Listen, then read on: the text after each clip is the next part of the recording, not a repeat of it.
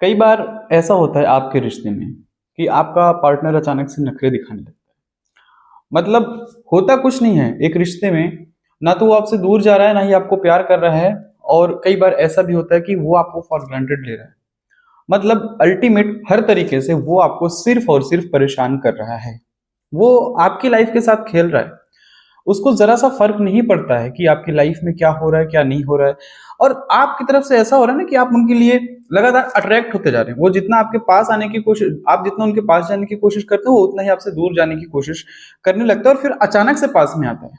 ये सिचुएशन हो जाती है कई बार आपके रिश्ते में, आपके रिलेशनशिप में। इस रिश्ते से कैसे बाहर आना है, इस तरीके से कैसे बाहर आना है, आज इस बारे में बात करेंगे। दोस्त, वीडियो शुरू करने से पहले बता दूं, मेरा नाम है राहुल और मैं स्वागत करता हूं आप सभी का मेरे यूट्यूब चैनल पर। अगर आपको मुझसे या फिर मेरी टीम से पर्सनल रिलेशनशिप से रिलेटेड किसी भी टाइप के सॉल्यूशंस चाहिए, बस आप नीचे दिए हुए नंबर पर व्हाट्सएप करके अपना अपॉइंटमेंट बुक करिए और आप मुझसे या फिर मेरी टीम के साथ सॉल्यूशंस ले पाएंगे। ठीक है। अब कुछ कुछ चीजों को ध्यान से समझने की कोशिश करिएगा। ये जो आपको लग रहा है ना कि आपका रिश्ता अचानक से एक दिन में खराब हो गया, नहीं यार, एक दिन में रिश्ता खराब नहीं हुआ है। रिश्ता खराब होने में भी टाइम लगा है।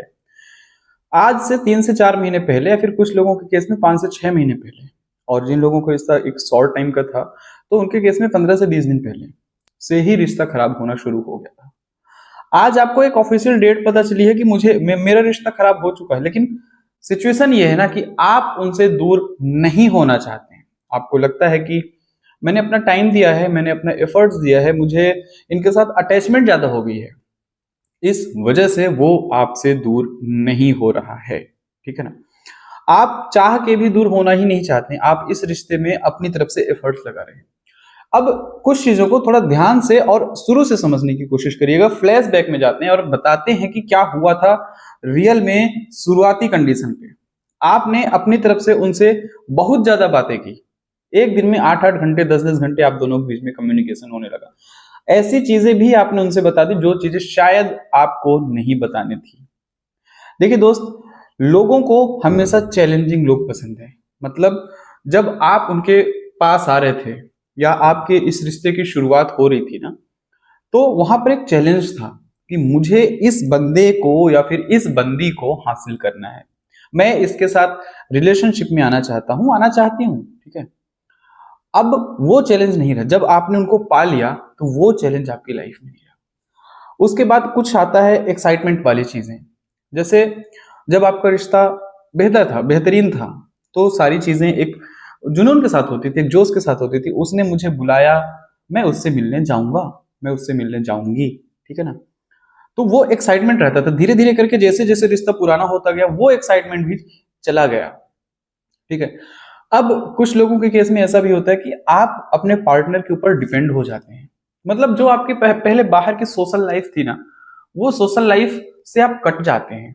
अब थोड़ा सा इसको ऐसे समझिए कि आप पहले बहुत सारी चीजों में टाइम अपना इन्वेस्ट करते थे। आपके दोस्त होते थे, दोस्त से मिलकर आपको खुशी होती थी। वो खुशी जो उस जगह से आ रही थी, उस खुशी को आपने छोड़ दिया। आपको शायद पढ़ के खुशी मिल रही होगी, आपको शायद डांस करके खुशी मिल रही होगी, आपको जिम जाकर खुशी मिल रही होगी, आपको दूसरों की हेल्प करके खुशी मिल रही थी, आप अपने फैमिली के साथ टाइम स्पेंड कर रहे थे।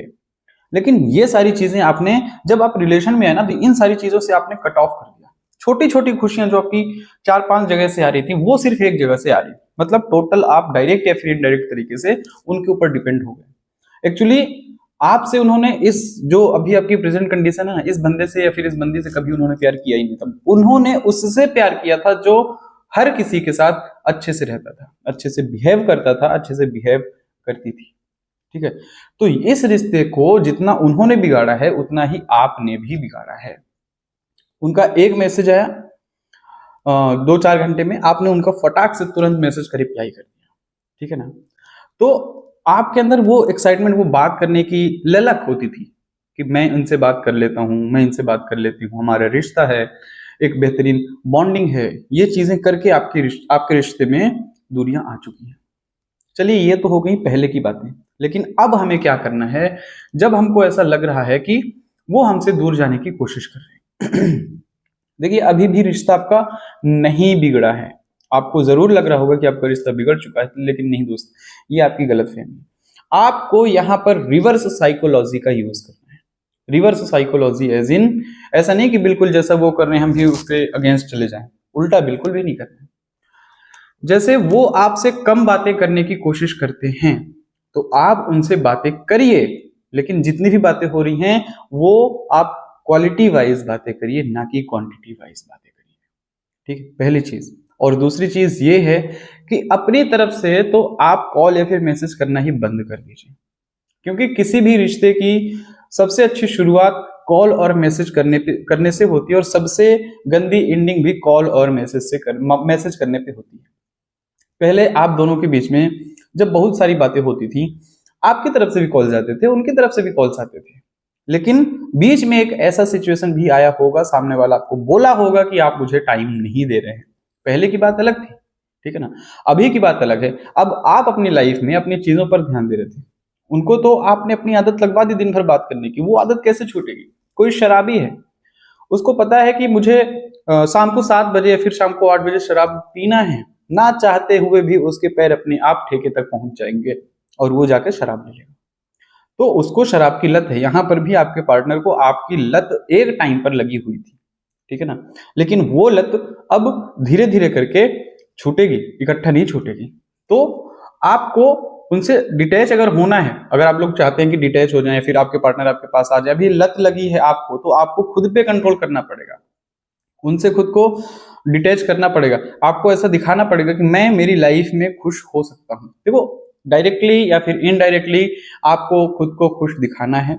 चाहे आप फोटोज पे खुश दिखाइए, चाहे आप दोस्तों के साथ घूमने जाइए, वहां पर एक अच्छी अच्छी फोटोज लगा लीजिए, फोटोज क्लिक कर लीजिए, और आप 1 महीने 15 दिन तक लगातार फोटोज को लगाते रहिए।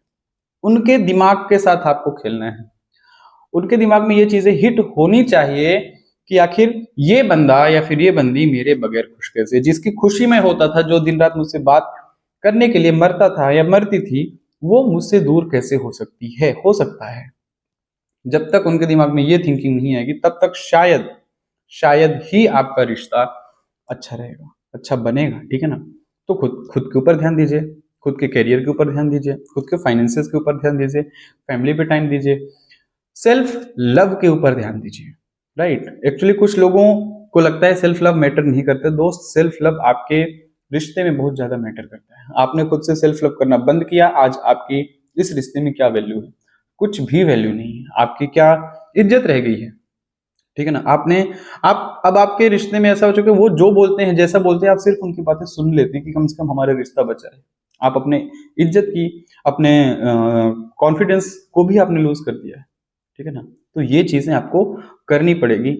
ये चीजें अगर आप नहीं करेंगे तो रिश्ता खराब हो जाएगा। खुद पे ध्यान देना है, उनसे बातें कम करनी है, ठीक है ना। अपनी लाइफ पे ध्यान देना है, अपनी फैमिली पे ध्यान देना है। जितना आप अपने लिए कर सकते हैं, अपने आप को खुश करने में टाइम लगा सकते हैं, उतना टाइम लगाइए, अदरवाइज रिश्ता आपका खराब हो जाएगा। उम्मीद करता हूं दोस्त, जो मैंने आपको बताने की कोशिश की है, जो मैंने आपको समझाने की कोशिश की है, वो चीज़ें आपके ज़रूर समझ में आई होगी। वीडियो पसंद आए तो लाइक करें, चैनल पे आए हैं तो सब्सक्राइब करें, और वीडियो अपने दोस्तों के साथ शेयर जरूर करें। थैंक यू दोस्तों।